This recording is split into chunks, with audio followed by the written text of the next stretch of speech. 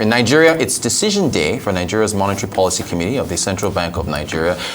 Some stakeholders are anticipating a rise in rates, maybe a hold. CBN sent out a tweet asking the public to join them for a press conference starting at 2 p.m. today, Tuesday, September 27th, on the decision on the rates. They're also going to be streaming live on YouTube. And we have a quote here from Taiwo Oyedele, Fiscal Policy Partner, Africa Tax Leader at PwC, saying the MPC urgently needs to address the Naira's downward spiral with appropriate policy interventions to improve exports, harmonize rates, and promote import substitution. Joining us to discuss further, as always, Arise business analyst Chika Mbonu, who discusses aviation, agriculture, monetary policy rates, finance, technology, fintech, everything. Chika, it's good to have you. Good morning. Morning. I mean, when you started with the Ghana story, I just said, let's what Mr. Kabeze said, spoke about in a program. Let's not be forced, IMF condition not be forced upon us. Nigeria, and let it be that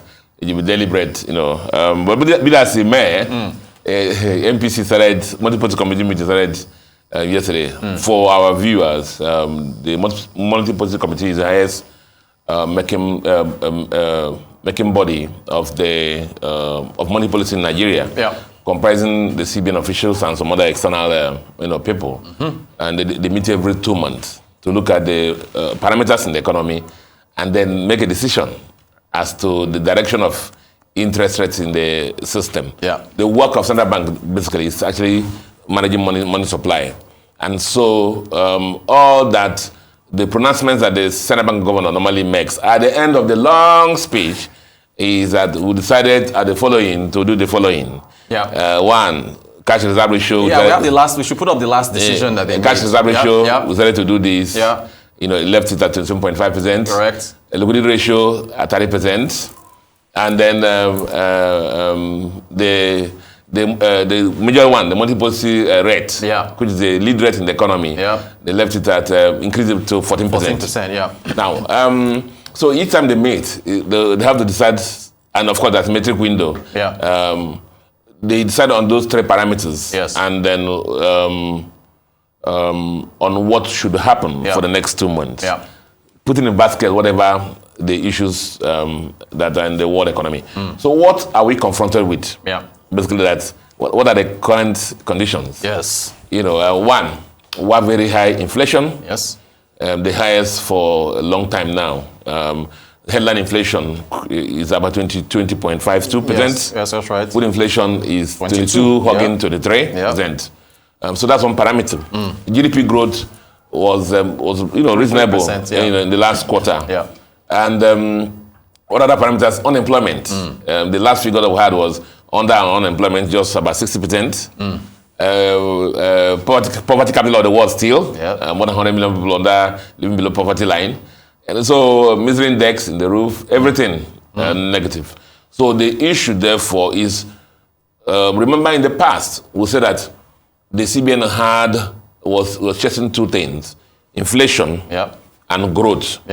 And it happened that the policies that will improve growth were the policies that will lead to inflation. And so they were forced to look at how they can balance the two. But growth has been a little reasonable now, surprisingly. But so the major thing that we've been chasing now is what? Inflation. Now, on a base level, inflation is where there's when too much money is pushing too few goods. So if you want to hold inflation down, you reduce the quantum of money in circulation. Very pedestrian, on the pedestrian level. Now, what has happened now, in the last 2 or 3 or 4 meetings, they moved the MPR by about 250 basis points. That's about 2.5% up. But still, inflation is at a runaway. Now, so it tells you, therefore, that the brake for inflation is not actually increasing interest rates.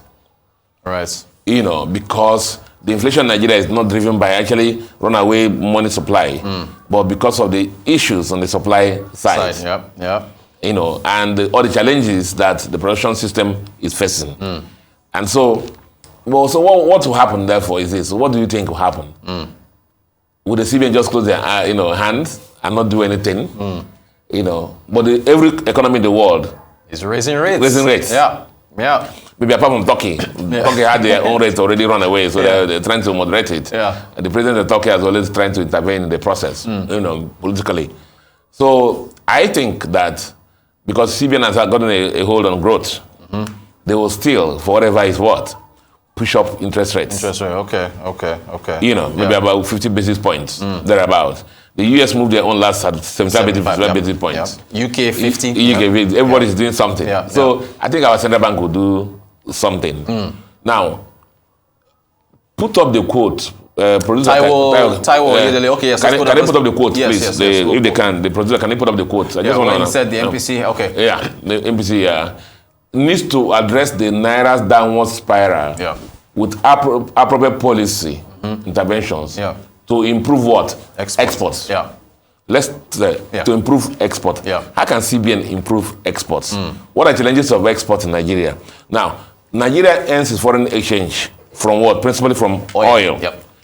$100 per barrel, it's $7 per barrel now, at 1.8 million barrels allocation from OPEC. Yeah. But we're producing less than a million barrels. So you know the problem they're already there. Of course. And oil is about 80-90% of our FX proceeds. Right. The other ones are non-oil exports, which Mr. Taiwo says MPC needs to address the Naira downward spiral by appropriate policy to move exports. Yeah. So the issue is not a MPC solution. Yeah. Now the solution, what I've always said CBN here is this, that the pricing of non-oil exports in Nigeria rewards consumers, not producers. Because I said consistently that for those who export, there's no cost in Nigeria now. Listen to me quickly. Yeah. There's no cost in Nigeria that is done at CBN rate, at a 4 whatever it is, and 440 or 420 or whatever it is. That's CBN rate. Yeah. Everybody that does his costing for his products now, raw materials, prices at the free market rate, which is 700 or plus. Yeah. So the exporters buy their raw materials at the black market rate to use in producing goods. Yeah. And when they produce goods, you want them to sell and bring the export proceeds back into the country. Yeah. And exchange at what?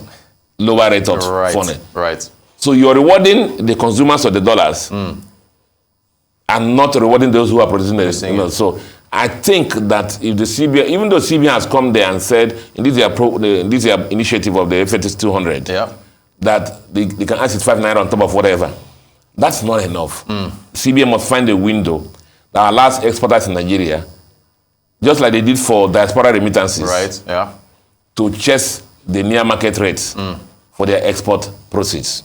Gotcha. And therefore, those ones that are trapped abroad and do some deals to, all of them will come into our banking system, even though they're still poultry. And we encourage other people also to go into export.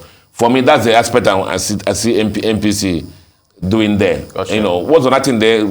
He also said harmonize. Well, he was said to harmonize the rates. Harmonize rates and promote import substitution. Import substitution, again, is not CBN policy. It's a fiscal side. Fiscal side, So between me and you, brother, between now 8 months or 7 months remaining, what do you see? That can happen. Can happen between now and then. Really nothing. Not too confident. Do we see any veritable source, additional sort of foreign exchange coming to our country? No, we don't. It's going to be difficult. Okay, if they move interest rates up again, well, 2 things will happen.